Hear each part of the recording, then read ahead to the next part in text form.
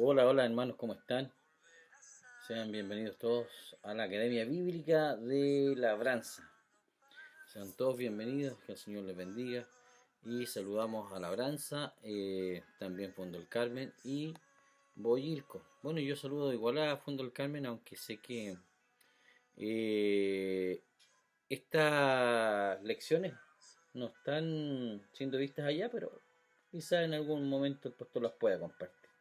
Y además somos iglesia hermana, así que no hay problema en eso. Así que el Señor bendiga a cada una de las congregaciones ya mencionadas. También decir que increíble cómo ha pasado el tiempo, imagínense. Ya estamos a punto de llegar a agosto ya, al mes de agosto. Mes de los gatos dicen por ahí. Pero el tiempo pasa, no nos hemos dado ni cuenta. Así que hermanos, hemos continuado con nuestras lecciones semana a semana. Así que les voy a invitar que puedan abrir sus Biblias en Marcos capítulo 13. Ya esta sería la lección número 18 en Marcos capítulo 13. La verdad es que lo vamos a dividir en dos partes porque Marcos igual cuenta con una cantidad de versículos que son 37. Y igual es extenso, por la cual se dividió en dos partes. Y la lección 19 entonces constaría del versículo 18 en adelante. Y la primera parte ahora en esta lección, en la 18, vamos a tratar hasta el versículo 16 o 17. Ahí vamos a ir bien, ¿ya? Pero esto va a dividirse, como dijimos al principio, en dos lecciones, dos partes, para que usted vaya también teniendo el tiempo, no sea tan extenso tampoco, de ir analizándolo junto a su Biblia, que es lo ideal. Así que hermanos, vamos a leer, como les decía, del versículo 1 al 17. Vamos a estar leyendo.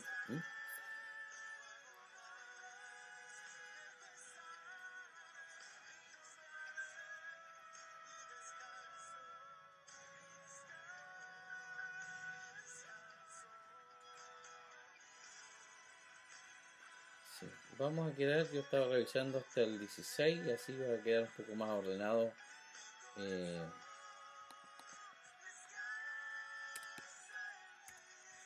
eh, en tiempo también, más organizado, ¿ya?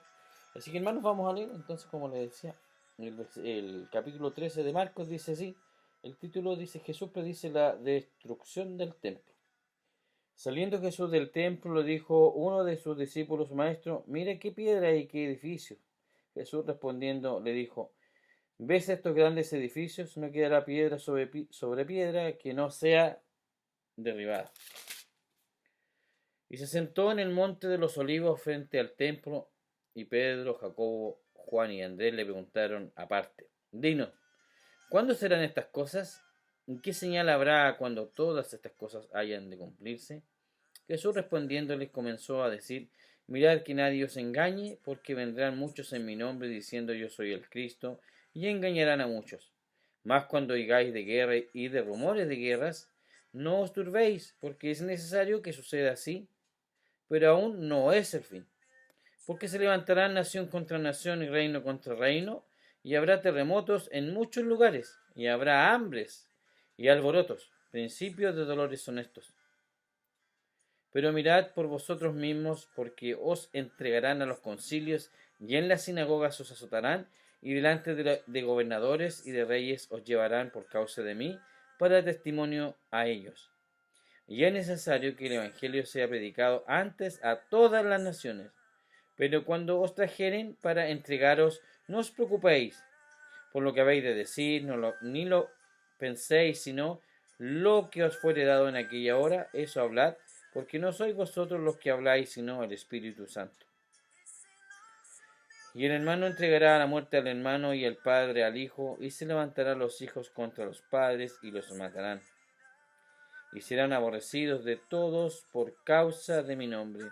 Mas el que persevere hasta el fin, éste será salvo. Pero cuando veáis la abominación desoladora de que habló el profeta Daniel, puesta donde no debe estar, el que lee entienda, entonces los que estén en Judea huyan a los montes. El que esté en la azotea no descienda a la casa ni entre para tomar algo de su casa. Y el que esté en el campo no vuelva atrás a tomar su capa. Amén. Hasta ahí entonces vamos a quedar hasta el 16. Vamos a orar antes, si les parece, como lo hacemos siempre, para que el Señor nos dé el entendimiento necesario. Padre, gracias Señor, porque hemos leído parte de tu palabra, hemos leído parte de las Escrituras, Señor, donde tú señalas las cosas que van a acontecer, señalas las cosas que van a ocurrir y antes del fin, pero también nos advierte que antes que ocurra todo va a haber advertencias, va a haber cosas que la cual nosotros vamos a tener que darnos cuenta, cuándo es el tiempo y cuándo son los tiempos que tú has determinado. No exactamente, pero Señor, tú nos anuncias varias cosas en las cuales nosotros tenemos que estar atentos a esta palabra, la cual tú nos proporcionas mucha información. Gracias, Señor. Bendice a los hermanos que están presentes en cada estudio, sus familias, sus seres amados, sus seres queridos. Padre, también que esta bendición llegue a esos hogares, que esa bendición se extienda, Señor, hacia mis hermanos también que están en sus casas y hermanos que están también guardados ahí y también están con avanzada edad. Hay algunos que están en avanzada edad, hay hermanos que están con algunas enfermedades. Entonces sea, Señor, en esta hora tocándoles, visitándoles, Señor, donde quiere que ellos se encuentren. Gracias, Padre. Recordamos muchos hermanos que han estado junto a nosotros acompañándonos y que les tenemos mucho cariño, mucha estima. Gracias, Señor. Oramos también por el trabajo pastoral y, Señor, que tú les fortalezcas en estas tareas, Señor. Y a nosotros también, en el nombre de Jesús. Amén y amén. Bien, hermanos, como les decía, vamos a ir analizando estos versículos, la cual ya hemos leído. Y podemos decir nosotros que en esta lección, en nuestra nueva lección, podemos destacar que no se incluyen muchos milagros en este capítulo propiamente tal, aunque sí se registra mucha actividad y el Evangelio de Marco, como hemos dicho a lo largo de todo el estudio, es el Evangelio de la acción, con un marcado énfasis en los milagros. Pero en este capítulo la acción es una acción futura, como veremos en los relatos que vienen a continuación. Porque también se relatan acontecimientos proféticos que señalarán el fin de esta época, es decir, los hechos catastróficos del periodo llamado la Gran Tribulación, detallando gráficamente la segunda venida de Cristo. La acción descrita forma parte integral del poder divino que es mayor que cualquier poder humano. El discurso del Monte de los Olivos que encontramos en este capítulo es un relato paralelo al que se encuentra en el Evangelio de Mateo, y solo que aquí es más breve y conciso que en el Evangelio de Mateo. Es en realidad una edición resumida. Este carácter abreviado se refleja en toda esta obra de Marco, excepto en algunos casos notables donde Marco ha ofrecido un relato más extenso de un acontecimiento. En general, su estilo ha sido el de abreviar los eventos presentando una acción rápida, más rápida. Y a continuación presentaremos un bosquejo detallando las partes que forman este pasaje bíblico. Y como primera cosa, podemos ver que la presentación de preguntas de los discípulos a Jesús en la cima del Monte de los Olivos. También vemos un panorama de esta época. Más adelante podemos ver la persecución que precederá a la gran tribulación.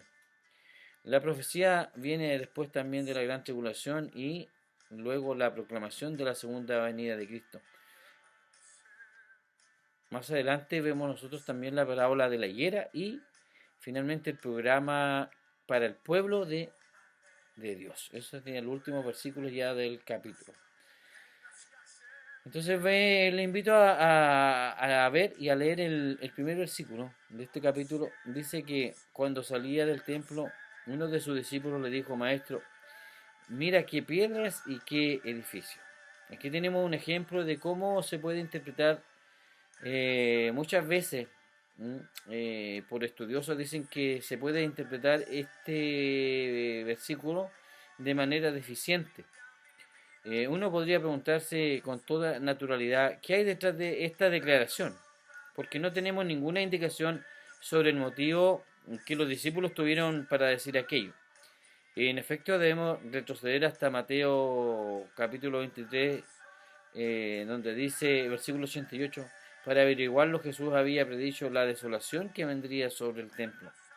Y los discípulos habían quedado confundidos porque el templo y los edificios que los rodeaban reflejaban grandeza, reflejaban belleza. Y quisieron estar seguros de que él lo había observado. Y por eso, el motivo le dijeron, maestro, mira qué piedras y qué edificios. Continuemos leyendo entonces el versículo 2, que dice, y Jesús les dijo o respondió, ¿ves estos grandes edificios? No quedará piedra sobre piedra que no sea derribada. Él respondió, Jesús respondió con una pregunta y les presentó una gran lección espiritual. A veces en nuestras ciudades habremos observado edificios enormes, en nuestros lugares donde vivimos, en nuestras localidades, la belleza también de su arquitectura, su fortaleza, estabilidad y aspectos que dicen que dan una seguridad y permanencia. Parece que fueran a durar mucho tiempo, a no ser que se produjesen incendios o un terremoto, pero en realidad desde cierta perspectiva estas obras monumentales son temporales, son pasajeras, es decir, que dejarán de existir. Y el apóstol Pablo afirmó esta verdad espiritual cuando en su segunda carta a los Corintios, en el capítulo 4, versículo 18, dijo que la verdadera perspectiva de nosotros mismos y de lo que nos rodea la tenemos al no poner nuestra vista en las cosas que se ven, sino en las cosas que no se ven. Porque las cosas que se ven, dice, son temporales, pero las que no se ven son eternas. Esta es realmente una gran verdad. Recordemos al rey Nabucodonosor, que al caminar por las calles de Babilonia y observar la belleza imponente de aquella ciudad, exclamó, ¿no es esta la gran Babilonia que yo he edificado? Así dice el rey Nabucodonosor. ¿No es esta la gran Babilonia que yo he edificado? No sé si usted habrá visto una fotografía de las ruinas de Babilonia en la actualidad. Y no queda nada, nada de lo cual puede jactarse. Toda aquella gloria ha desaparecido. Tenemos entonces que aprender a percibir aquellas cosas que son realmente eternas. Los versículos 3 y 4 dice, y estando él sentado en el monte de los olivos, frente al templo, Pedro, Jacobo y Juan y Andrés le preguntaban en privado, dinos, ¿cuándo sucederá esto y qué señal habrá cuando todas estas cosas se hayan de cumplir? Marcos siempre incluye el detalle de que no se encuentra en los otros evangelios, por eso lo hace diferente y también lo hace interesante. Nunca habríamos sabido nosotros que fueron que fueron aquellos cuatro hombres como portavoces, de los demás. ¿Mm? Lo que formularon estas preguntas, entonces podemos nosotros recordar la influencia de Simón Pedro en la redacción de este evangelio. Y es evidente que Pedro le dio a Marcos los nombres de este grupo que privadamente interrogó a Jesús. Marcos especificó dos de las preguntas. Mateo transcribió tres y Lucas incluyó parte de la respuesta. Cuando reunimos todos los datos, encontramos que Mateo registró las tres preguntas que los discípulos le presentaron al Señor y que fueron las siguientes. Dinos, ¿cuándo sucederá esto? Se refieren al tiempo en que no quedaría piedra sobre piedra que no fuese derribada. Lucas registró la respuesta del Señor a esta pregunta. ¿Y cuál será la señal de tu venida? Y la tercera pregunta, ¿cuál será la señal del fin del mundo? Mateo y Marcos relataron la respuesta del Señor a las dos últimas preguntas. Mateo la registró mucho más detalladamente que Marcos, pero nosotros examinaremos el énfasis que Marcos le dio. Recordemos que él está escribiendo para los romanos, llamando la atención hacia todo lo que revelaba, poder. No tan solo poder, sino que también acción y drama. Y en los versículos 5 y 6 Jesús comenzó a decirles, mirad que nadie os engañe. Muchos vendrán en mi nombre diciendo yo soy el Cristo y engañarán a muchos.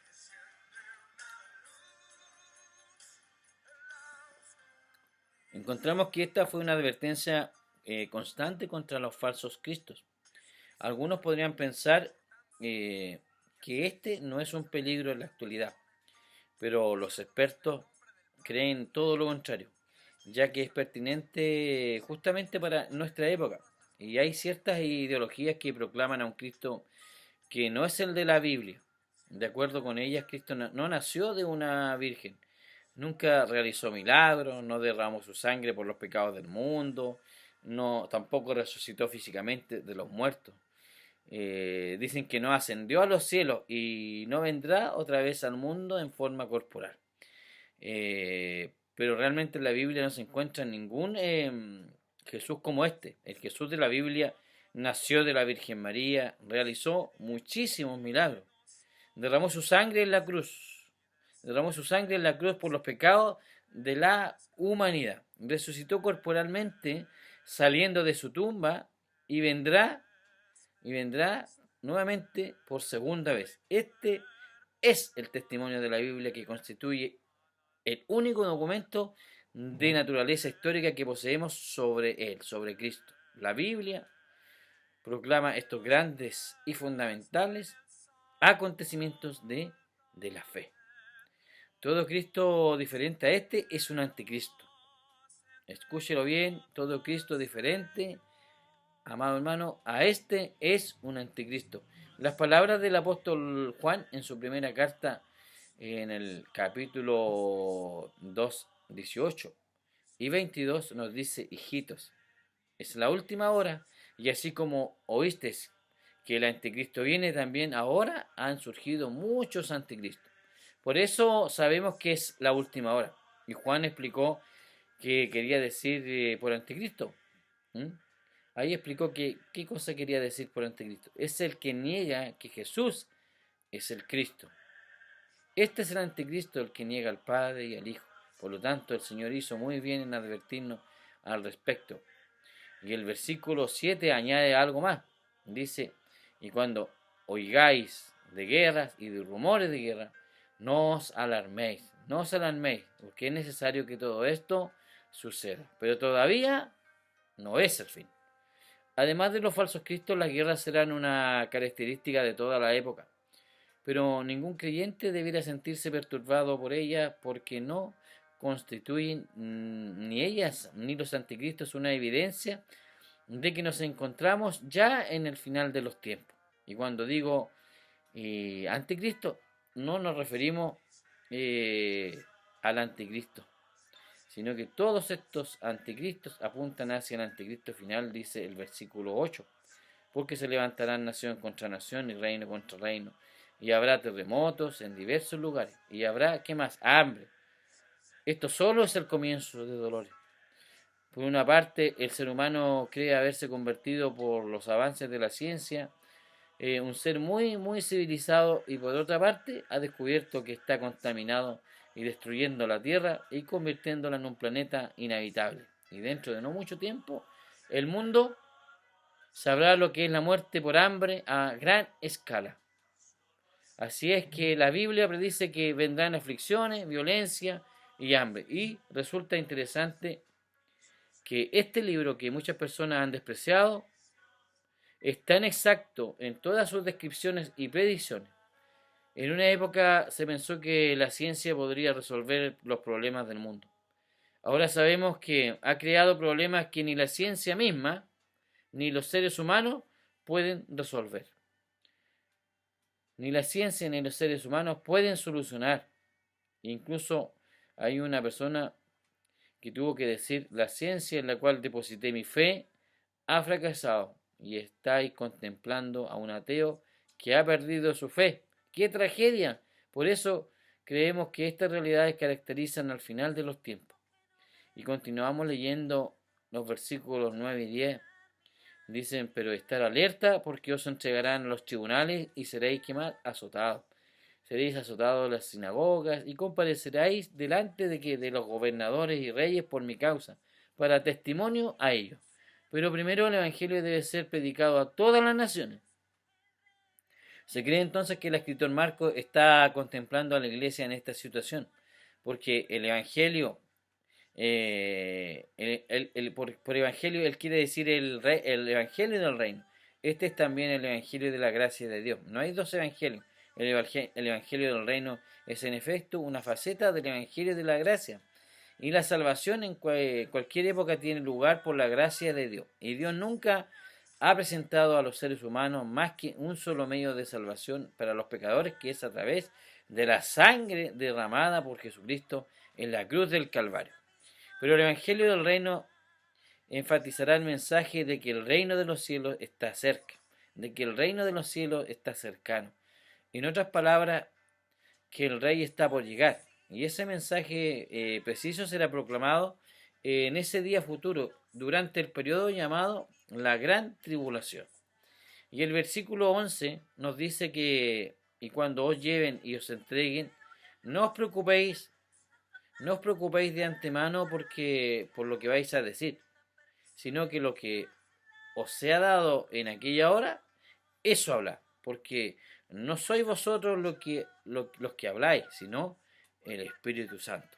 Estas palabras entonces pueden referirse al tiempo en que 144.000 pertenecientes a Israel den testimonio de Dios, cuando se encuentren en situaciones extremas y complejas en que no sepan cómo reaccionar o qué decir, o sientan incluso temor y gran inquietud. El Espíritu Santo les guiará y hablando por intermedio de ellos y podrán expresarse con claridad y además con valentía. Y dice el versículo 12, y el hermano entregará la muerte al hermano, y el padre al hijo, y los hijos se levantarán contra los padres y les causará la muerte. ¿No parece increíble encontrarse con tradiciones tan miserables incluso en el seno de la familia? Aunque desgraciadamente la violencia en el seno de la familia ya es una noticia de bastante actualidad, entonces no debiera de sorprendernos. Y el versículo 13 continúa diciendo, y seréis odiados de todos por causa de mi nombre, pero el que persevere, ¿hasta dónde? Hasta el fin, ese será salvo. Estas palabras eran pertinentes para los lectores romanos, recordemos, por parte de Marcos, quienes se encontraban bajo amenaza por su lealtad a Jesús. Y también señalaban a los últimos tiempos, cuando habrá un sentimiento antisemita extendido mundialmente. Pero cuando Dios ponga su sello de protección sobre el que Él escoja, estos podrán proclamar su mensaje hasta el fin. Llegamos incluso hasta ahora a una predicción realmente dramática. En el versículo 14 dice, mas cuando veáis la abominación de la desolación puesta donde no debe estar, el que lea, dice ahí entre paréntesis, el que lea, que entienda. Entonces los que estén en Judea huyan a los montes. Este evento marcaría el comienzo de la gran tribulación. La primera parte de esta, es decir, los primeros 3 años y medio, serán comparativamente de una calma relativa. Será la paz falsa del anticristo. Después, en la mitad de la gran tribulación, aparecerá lo que el profeta Daniel llamó la abominación de la desolación, o el horrible sacrilegio en el lugar donde nunca debería haber estado, es decir, en el lugar santo. Pero esto del lugar santo, como hemos visto en el versículo 14, no lo dijo Marcos, porque si él lo hubiese descrito de esta manera, escribiendo a los romanos, ellos se habían preguntado, ¿y dónde se encuentra este lugar santo? Por eso Marcos escribió simplemente que dicho sacrilegio ocurrirá como dice literalmente, donde no debe estar. Y esta expresión es también más comprensible para muchos de nosotros. Y hoy tenemos que entender que el llamado lugar santo fue dado solo a Israel como una parte específica de su templo. El versículo 15 y 16 dice que y el que esté en la azotea no baje ni entre a sacar nada de su casa. Y el que esté en el campo no vuelva a tomar su capa. Entonces podemos observar el gran sentido de urgencia. Los que estén en peligro tendrán que entonces huir tan rápidamente que no deberán ni siquiera regresar a recoger sus objetos personales. Bien, hermano, hasta ahí llegamos, hasta el versículo 16. Mientras, eh, con esta lección, la 18. Y vamos a continuar después, ya en el 17 en adelante, para poder dar término al capítulo 13. Así que, hermanos, vamos a hacer algunas preguntas con respecto a este capítulo que yo tengo acá y que yo le hago llegar a través de este medio. Y el pastor Luis es que me envía también estos estudios aquí y preguntas para que podamos tener respuestas por medio de esta lección que hemos aprendido el día de hoy. Usted las puede anotar si quiere y después las va respondiendo ahí de acuerdo a lo que nos relata Marco en el capítulo 13 y vamos a hacer algunas preguntas. La primera pregunta dice: ¿qué características tenía el templo? ¿Cómo reaccionaban los discípulos frente a él? ¿Cómo describe Jesús que terminaría? ¿Cómo habrán reaccionado a las palabras de Jesús? Se refiere a los discípulos. Dice algunas otras preguntas aquí. ¿Con qué preguntas se acercarán los discípulos? ¿Cuál es la respuesta de Jesús? ¿Cómo es la descripción que Jesús hace? ¿Cómo podría interpretarse? ¿Qué dice el autor de este libro al respecto? ¿Cuál es el mandato con que Jesús comienza hablando en estos versículos del 9 al 13? ¿Cuál es la predicción que hace? ¿Y qué significa la frase: primero tendrá que predicarse el evangelio a todas las naciones? Ahí, hasta ahí vamos entonces a hacer las preguntas. Las preguntas que podrá usted también obtener la respuesta en los versículos que hemos leído. Bien, hermanos, vamos a orar para ya también dar término y, como les decía yo, seguir más adelante con lo que también hemos preparado. Que el Señor les bendiga y vamos a orar. Padre, gracias Señor te damos, gracias Señor porque siempre estás tú cercano a nosotros para darnos claridad, darnos entendimiento, darnos sabiduría, ayudarnos en lo que necesitamos aprender, ayudándonos también Señor en estos tiempos complicados, difíciles, que a veces nos cuesta saber y comprender, pero tú haces posible que estas cosas las podamos las podamos aprender, las podamos entender también y tú nos puedas dar esa claridad en las cosas, esta sabiduría, esta preparación que tú nos das de abrir nuestra mente y nuestro corazón, Señor. Solamente tú lo haces y gracias, Señor, te damos por ello. Te pedimos una bendición para cada hermano que está pendiente, que quiere saber, que está también cumpliendo y sabiendo que estas cosas están ocurriendo y preparándonos también en este sentido. Gracias, Señor, porque tú no abres estas mentes, solamente nos da el privilegio también de revelarnos cosas a tus hijos, a tu pueblo. Gracias, Señor. Oramos también para que esta palabra pueda llegar a otros lugares, a otras personas, como decía que era necesario que se predique a toda la nación. Y así lo hacemos, Padre. Gracias, Señor, porque eres tú nuestro Dios, nuestro Padre Celestial. Eres tú quien nos sostiene, nuestro compañero. Y en ti podemos depositar esta fe, esta confianza. Y también, Señor, tú eres nuestro refugio, nuestra fortaleza. Gracias, Señor. Padre, queremos, Señor, que tú nos acompañes también en la semana y en la que viene también. En el nombre de Cristo Jesús. Amén y amén. Bien, hermanos, hasta aquí llegamos entonces. Nos vemos hasta la próxima lección, hasta la lección número 19. Que el Señor les acompañe y estamos viéndonos por este medio. No lo sabemos. Hasta ahora sí. Bueno, me despido. Chao, que estén bien.